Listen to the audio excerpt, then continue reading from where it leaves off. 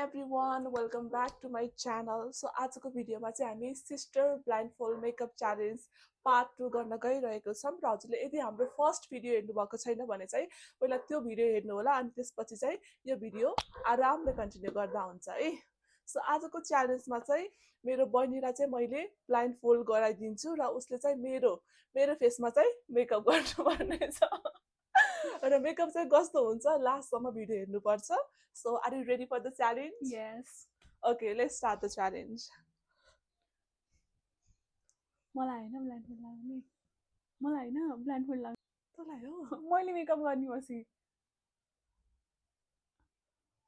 ओए तिमीले मलाई मेकअपको सामान दिनु ए हैन तिमीले मेरो गर्ने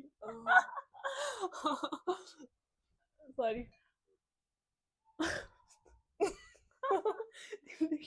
ल तैँले मेरो गर्ने हो क्या तर हैन म तेरो गर्दिनी हो अस्ति के गर्नु अस्ति मैले लाको हो कि ब्लाइन्डफोल्ड मैले ब्लाइन्डफोल्ड गरिदिए नि त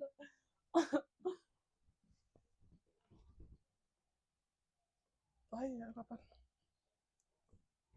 ल अझ डबल काटाले मिल्दैन जस्तो त्यो काट्न सहित गर्दिनु नि त केही हुँदैन हो ठिक छ भयो नि? अझ एक फेरि गर्दै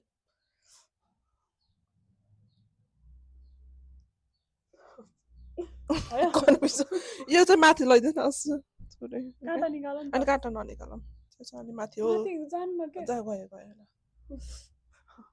ल देखेको छैन कि ल केही देखेको छैन कतिवटा डिजिट हो केही पनि देखेको भन न छैन गेस के कस्तो केही हात कतिवटा फिङ्गर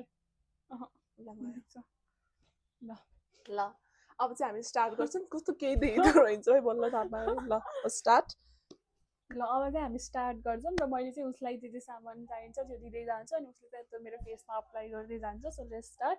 सुरुमा त सिरम चाहिँ लगाइछ मैले चाहिँ सेरम चाहिँ लगाइसकेको थिएँ अघि नै मेरो स्किन केयरमा। सो हामीले चाहिँ अब सिधै मोइस्चराइजरबाट चाहिँ स्टार्ट गर्छौँ। Give me the moisturiser.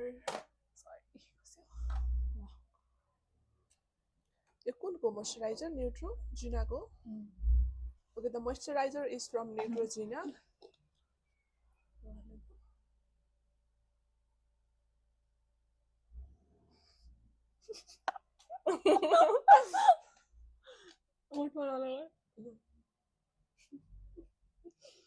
त्यो त फेस होइन त